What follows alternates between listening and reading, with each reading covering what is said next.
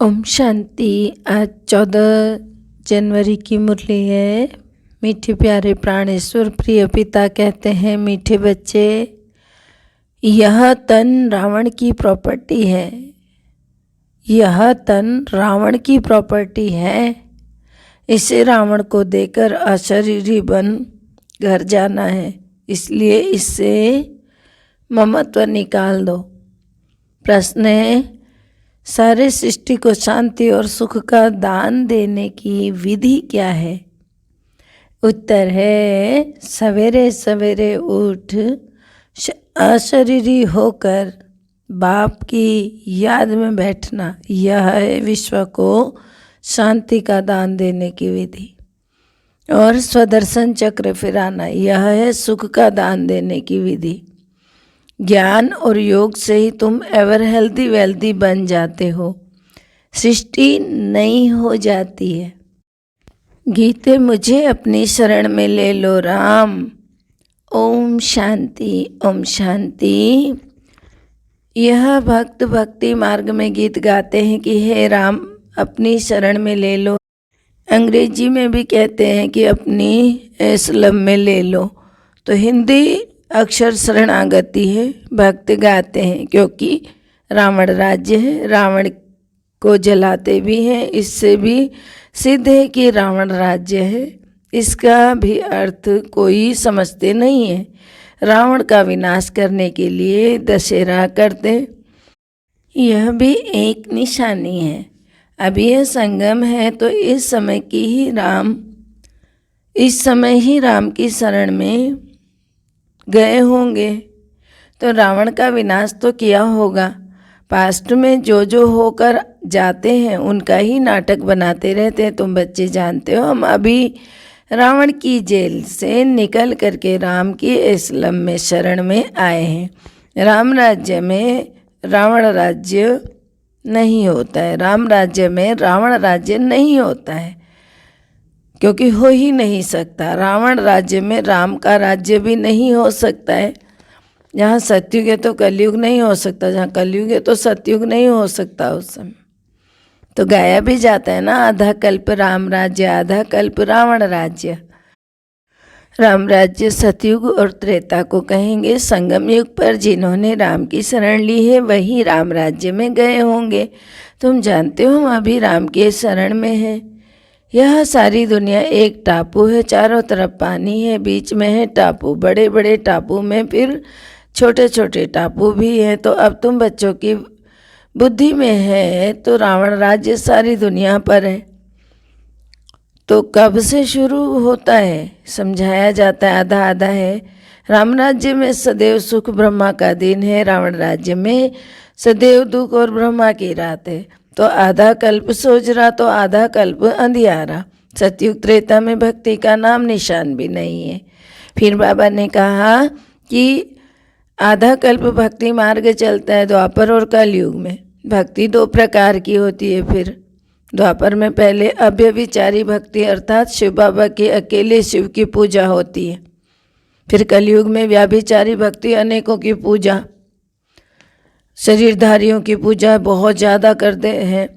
तो क्या हो जाती, व्याभिचारी पूजा हो जाती, भक्ति हो जाती। तो अभी तो देखो कच्छ मच्छ आदि सबकी भक्ति करते रहते हैं। तो मनुष्य की बुद्धि को सतो प्रधान सतो रजो तमो होना ही है। पहले सतो प्रधान फिर सतो रजो तमो होना ही है। किसको? मनुष्य की बुद्धि को इन स्टेजेस से पास होना है। बाप समझाते हैं, तुमने अभी राम अथवा शिव बाबा की गोद ली है। ईश्वर को बाबा कहते हैं। जब वह फादर है तो फिर फादर को सर्वव्यापी कहना यह कहाँ सुना? कहेंगे फलाने शास्त्र में व्यास भगवान ने लिखा था। बाबा समझाते, सर्वव्यापी के ज्ञान से तुमको कुछ भी फायदा नहीं हुआ। सद्गति देने वाला जरूर कोई चाहिए, वह जरूर दूसरा होगा। सद्गति देते ही गॉड फादर है। यह तुम्हारा ईश्वरीय जन्म है ना। तो तुम अभी देखो संगम पर हो। यह संगम का टाइम दिन में व रात में नहीं गिना जाता है। वह छोटा सा संगम है, जबकि दुनिया बदलनी है। उस टाइम पीरियड को संगम कहते हैं, जब दुनिया में बदलाव लाने के लिए खुद को बदलना है। तो आयरन एज में से बदल करके गोल्डन एज होती है। तो रावण राज्य बदल कर राम राज्य होता है। तो जिस राम राज्य के लिए तुम पुरुषार्थ कर रहे हो, तो ऐसे ऐसे गीत भी काम में आ जाते हैं।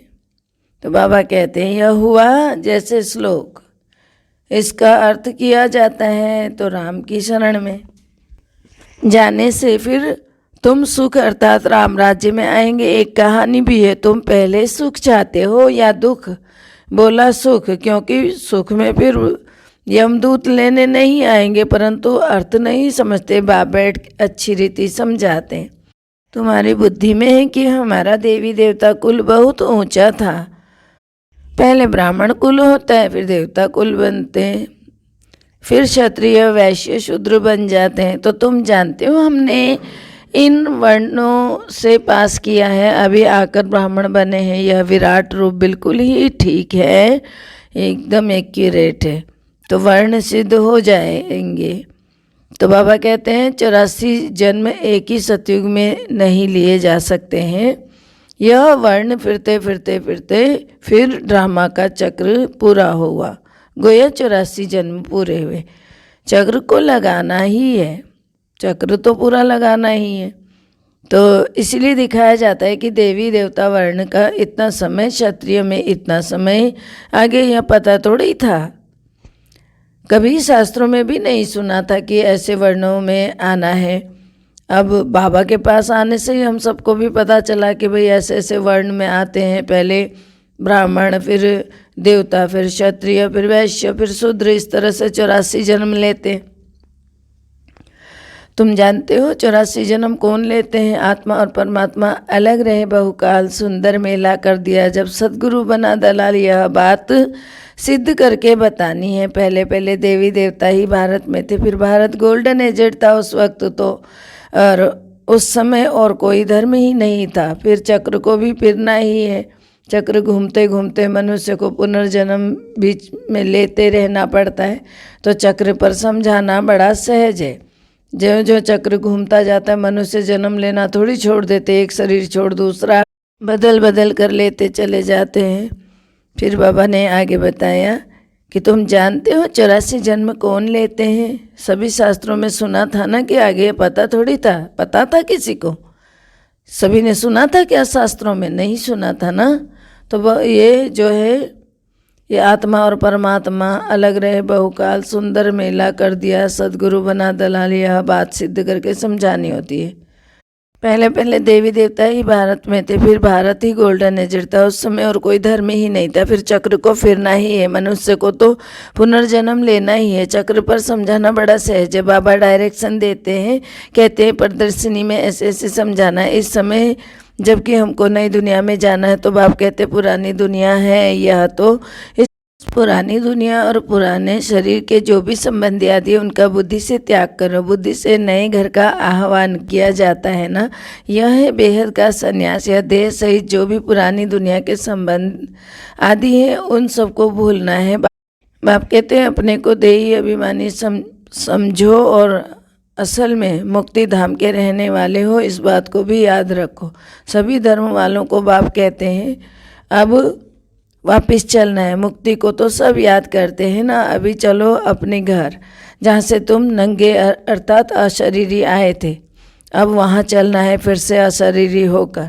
तो शरीर को ले तो जा नहीं सकेंगे ना, आए तो अशरीरी तो हो ना, जाना भी वैसा ही है। सिर्फ कब जाना है, क्या जाना है, ये सब जानना है। ये शरीर है, यह चक्र समझना है। तो यह बरोबर सतयुग में पहले पहले देवी देवता धर्म के ही आते हैं, तो फिर नंबरवार आते जाते हैं। तो जब मूल वतन से सब आ जाते हैं, तो फिर वापस जाना शुरू होता है। तो वहाँ तो आत्मा ही जाएगी ना, यह तन तो रावण की प्रॉपर्टी है। तो इस रावण की प्रॉपर्टी को तो रावण को ही देकर जाना होगा। तो बाबा ने कहा यह सब कुछ यहाँ ही विनाश होता है, तुम अशरीरी होकर चलो। बाबा कहते हैं मैं लेने आया हुआ हूँ। बाबा कितना सहज करके समझाते, फिर भी धारणा भी होनी चाहिए ना, फिर जाकर औरों को भी समझाना चाहिए। तुम गारंटी करते हो बाबा हम सुनकर फिर सुनाएंगे, तो जिनको यह प्रैक्टिस होगी तो सुना सकेंगे। तुम जानते हो हमको इस दुनिया को पवित्र बनाना है, तो योग में रहकर शांति और सुख का दान देना है। इसलिए बाबा कहते हैं रात्रि को उठकर योग में बैठो और सृष्टि को योग का दान दो। सवेरे सवेरे अशरीर होकर बैठते हो तो तुम भारत को और बल्कि सारी सृष्टि को भी योग शांति दान देते हो। और फिर चक्र का ज्ञान सिमरन करने से तुम सुख का दान देते हो। तो सुख होता है धन से, तो सवेरे उठ करके याद में बैठो बाबा बस अब आपके पास आए कि आए, अब हमारे 84 जन्म पूरे हुए हैं, तो सवेरे उठकर बाप को याद कर शांति और सुख का दान देना पड़े। योग और ज्ञान से हेल्थ और वेल्थ मिलेगी। अब यह एवर हेल्दी होते हैं तो सृष्टि ही नहीं होती है। सतयुग त्रेता में हेल्दी वेल्दी हैं, कलयुग में अनहेल्दी अनवेल्दी हैं। तो हम हेल्दी और वेल्दी बनते हैं, फिर आधा कल्प हमारा ही राज्य चलता है। बुद्धि में यह सब ज्ञान हो तब खुशी रह सकेंगे। बल यह भी लिख दो कि 25 वर्ष के लिए एवर हेल्दी वेल्दी बनना है तो आओ ईश्वरीय ज्ञान में और नेचर क्योर सेंटर में। परंतु यह लिखेंगे भी वह जिनमें ज्ञान होगा। ऐसे थोड़े ही सेंटर हम खोलते हैं, सर्विस आप जाकर करो नहीं, जो खोलते हैं उनको खुद सर्विस करनी चाहिए। झगड़ा सारा पवित्रता पर ही चलता है। विष न मिलने से अत्याचार होते हैं। अब है संगम तो बुद्धि में सुखधाम और शांतिधाम को ही याद करना चाहिए। दुखधाम है तब तो सुखधाम को याद करते हैं ना, तभी गाते हैं कि दुख में सिमरन सब करे सुख में करे ना कोई। तो यह पतित दुनिया है। लौ कहता है ना कलयुग के अंत में सबको पतित होना है। तो जब तक संगम आए और राम राज्य की स्थापना हो तो फिर रावण राज्य का विनाश हो। अब विनाश की तैयारी हो रही है, रावण राज्य खल्लास होना ही है। बाकी यह गुड़ियों का खेल करते हैं, कितने गुड्डे गुड़िया बनाते रहते हैं, इसीलिए इनको अंधश्रद्धा कहा जाता है। मूर्ति पूजा भक्ति करना ये सब क्या है? अंधश्रद्धा है। गुड़ियों की पूजा की तरह गुड़िया जैसे खेलते हैं और फिर तोड़ देते हैं, इसी तरह करते हैं। जितने भारत में चित्र बनते हैं उतने और कहीं भी नहीं बनते हैं। तो भारत में ढेर के ढेर चित्र है। गाया भी जाता है ना ब्रह्मा का दिन ब्रह्मा की रात, तो दिन को फिर लंबा क्यों कर दिया है? तो यह समझने की बात है ना। पहले अव्यभिचारी भक्ति फिर व्यभिचारी भक्ति, पहले 16 कला फिर 14 कला, अंत में तो कुछ कला रह जाती है। अभी तो 9 कला हो गई है। परंतु इस समय है तमो प्रधान दुनिया। तमो कलयुग से शुरू होता है ना, फिर अंत में कहेंगे तमो प्रधान। अब दुनिया जड़ जड़ीभूत हो गई है ना, फिर पुरानी चीज़ को आप ही आग लग जाती है। जैसे वट का जंगल होता है तो उनको आप ही आग लग जाती है, इनको भी आग लगनी है। थोड़ा भी कुछ आपस में हुआ तो आग सुलग जाएगी।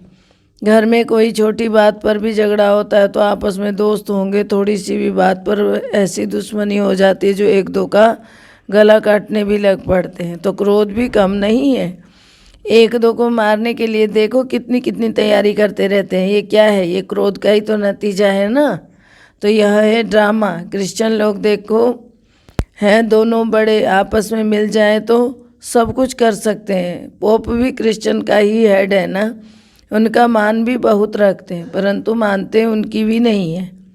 यहाँ तो जो भी बच्चे बाप की मानते नहीं तो उनको विनाशी पद, फिर वो विनाशी पद पाते हैं। श्रीमत पर चलना चाहिए ना, श्रीमत पर भागवत गीता है ना, और कोई शास्त्र में श्रीमत है ही नहीं। श्रीमत माना श्रेष्ठ, ते श्रेष्ठ मत, जो कब पुनर्जन्म में नहीं आते हैं। मनुष्य तो पुनर्जन्म में आते हैं, विद्वानों ने तो जन्म मरण से रहित की गाई हुई है। तो फिर गीता में ही गाया है ना ये सब, पूरे 84 जन्म लेने वाले का नाम डाल दिया है। तो वास्तव में तो परमपिता परमात्मा ज्ञान का सागर है, पवित्रता का सागर है, पतित पावन गाया हुआ है ना। वही वरदान देते हैं बच्चों को, उनके बदले कृष्ण का नाम डाल दिया है। पहले पहले शिव जयंती, फिर होती है कृष्ण जयंती। तो शिव बाबा आते हैं नई दुनिया स्थापन करने, तो पहले पहले बाप का जन्म, फिर बच्चे का जन्म। बाप के जन्म से ही कृष्ण बच्चा निकला, वो अभी तो एक नहीं होगा ना। देवी संप्रदाय कहा जाता है, तो कितना भूल कर दिए। कोई एक भी इस बात को समझ जाए तो उनके सब जिज्ञासु टूट पड़े, तो सबका मुंह पीला हो जाए। कितनी बड़ी भूल है। तभी बाप को आना पड़ता है ना, किसको भी समझाने देने में टाइम चाहिए। पहले तो यह निश्चय कराओ कि परमपिता परमात्मा से आपका क्या संबंध है, तब समझे भगवान बाप है। भगवान को भगवान के पद पर तो रखो। सब एक जैसे कैसे होंगे? कहते हैं ना, सब भगवान ही भगवान है, भगवान की लीला है। तो एक रूप छोड़ दूसरा लेते हैं, ऐसे ऐसे कहते हैं। लेकिन परमात्मा कोई पुनर्जन्म थोड़े ही लेंगे। यह तो बाप दादा दोनों ही कंबाइंड है और बच्चों को समझा रहे हैं। बाप दादा का भी तो अर्थ किसी की बुद्धि में नहीं है। तमें वह माताश्च पिता तमें वह कहते हैं, ओ गॉड फादर भी कहते हैं। कहते तो न जाने क्या क्या है, परंतु बुद्धि तो सही से चलती नहीं है। तो जरूर मदर भी चाहिए, मदर माना माता भी तो चाहिए ना, परंतु किसकी बुद्धि में नहीं आया है अभी तक। बच्चों को समझाया है कि शरण कब ली जाती है, जब रावण राज्य खत्म होता है तब शरण ली जाती है। तब राम आते हैं, राम अर्थात शिव बाबा आते हैं। राम की शरण में लेने से ही सदगति मिलती है, शिव बाबा की शरण में आने से ही सदगति मिलती है। सुखों के जन्मों में आना ही सदगति में आना है। वो कहते हैं ना, राम राज्य हो, तो उनको सूर्य वंशी राज्य का पता ही नहीं है, इसलिए वो राम राज्य करते रहते हैं। सूर्यवंशी राज्य सबसे ऊंचा राज्य। तो कहते हैं ना, राम राज्य नई दुनिया नया भारत हो, तो सो तो अब बन रहा है ना, तो बनना है जरूर फिर। तो कहते हैं ड्रामा को चलना भी जरूर है। तो यह तो पढ़ाई है ना, मनुष्य से देवता बनने की पढ़ाई। तो मनुष्य को किसको देवता बना नहीं सकता। मनुष्य को कोई देवता थोड़ी बनाएगा, भगवान ही आकर बनाते हैं। एकदम ऐसे नीचे बुद्धि वाले मनुष्य को देवता बना देते हैं। हम सब क्या थे अब से पहले? देखो बाबा ने क्या बना दिया। तो बाबा ने कहा कि यह पढ़ाई है मनुष्य से देवता बनने की। मनुष्य नहीं बनाता है किसी को भी देवता, बाबा आकर मनुष्य को देवता बनाते हैं, क्योंकि बाबा ही स्वर्ग की स्थापना करते हैं। ब्राह्मणों की माला नहीं गाई जाती है, वैजंती माला विष्णु की होती है। यह है ईश्वरीय घराना जो अब नया शुरू होता है। आगे था रावण का आसुरी घराना, रावण को असुर कहा जाता है। यह कंस जरासंघी आत्मा है। ये सब नाम अभी सिद्ध होते हैं। जन्म जन्मांतर तुमको साकार से वर्षा मिलता है, सतयुग में भी साकार से ही वर्षा मिलता है। सिर्फ इस समय तुमको निराकार बाप से वर्षा मिलता है। अच्छा, मीठे मीठे सिखलते बच्चों प्रति माता पिता बाप दादा का याद प्यार और गुड मॉर्निंग। रूहानी बाप की रूहानी बच्चों को नमस्ते। हम रूहानी बच्चों की रूहानी बाप दादा को दिल व जान से सिख व प्रेम से याद प्यार नमस्ते, good morning, diamond morning, Om Shanti. शुक्रिया बाबा, शुक्रिया। धारणा के लिए मुख्य सारे। पहला है, देह सहित पुरानी दुनिया के संबंधी आदि सब भूल स्वयं को देही अभिमानी समझना है। बुद्धि से नए घर का आह्वान करना है। दूसरा है, सवेरे सवेरे उठ सारी दुनिया को शांति और सुख का दान देना है, अर्थात सकाश देना। मीठे प्यारे बाबा का वरदान है, आकारी और निराकारी स्थिति के अभ्यास द्वारा हलचल में भी अचल रहने वाले बाप समान भव। आकारी और निराकारी स्थिति के अभ्यास द्वारा हलचल में भी अचल रहने वाले बाप समान भव। अर्थ है, जैसे साकार में रहना नेचुरल हो गया है, ऐसे ही आकारी फरिश्ता हूँ मैं, निराकारी श्रेष्ठ आत्मा हूँ। यह दोनों स्मृतियाँ नेचुरल हो जाए, अपने आप आपको ये याद करने की जरूरत ना पड़े और याद रहे। शिव बाबा है निराकारी, ब्रह्मा है आकारी।